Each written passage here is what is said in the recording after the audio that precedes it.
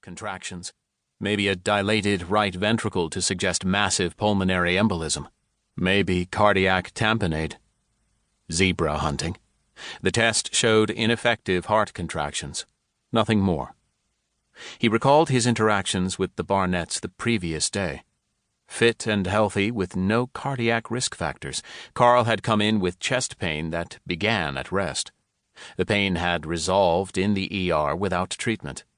Zack had run a gamut of standard tests and calculated a low probability for acute heart disease. He had explained everything to Janice, whose subtle mistrust had never waned, even when she agreed to take her husband home.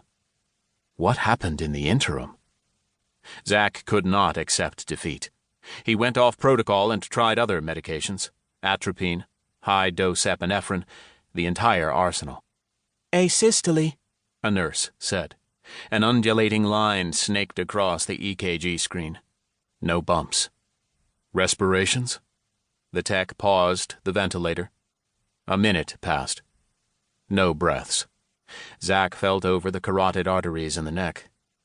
No pulse. He listened over the chest. No heartbeat. He turned to look at Janice Barnett weeping in the corner. "I'm sorry," he said. Tears ran down her face. I know. He looked at the clock. Time of death, 15:36. Already dead around 14:25. Monica Harris seized Janice's arm and led her toward the door. Let's go into the quiet room while the staff cleans up. Then you can come back and say goodbye. Her grip tightened until Janice winced. As the two women left the resus room, Zack froze. His feet refused to move. His mind lurched far away from the familiar milieu of Bethesda Metro Hospital ER. A young woman's body lay lifeless on an operating table in front of him.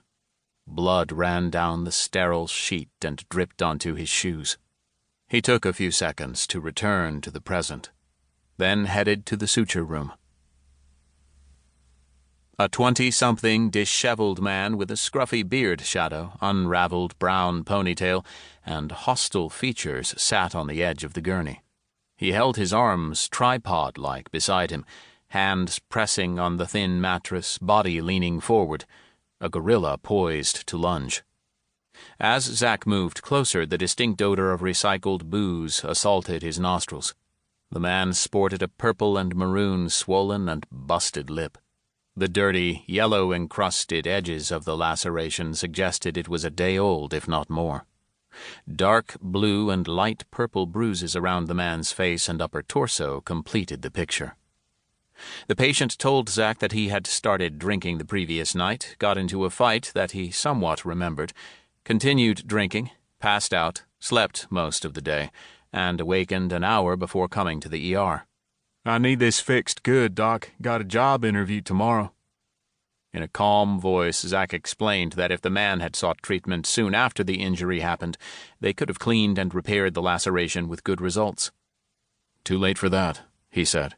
100% probability it's infected. If I suture it now, germs will get trapped inside and create an abscess that will get ugly. Best we can do is clean it up, put a dressing on it, and let it heal on its own. It's going to leave a scar. If that's a problem for you, after it heals, you can get a plastic surgeon to fix it. At a hefty price.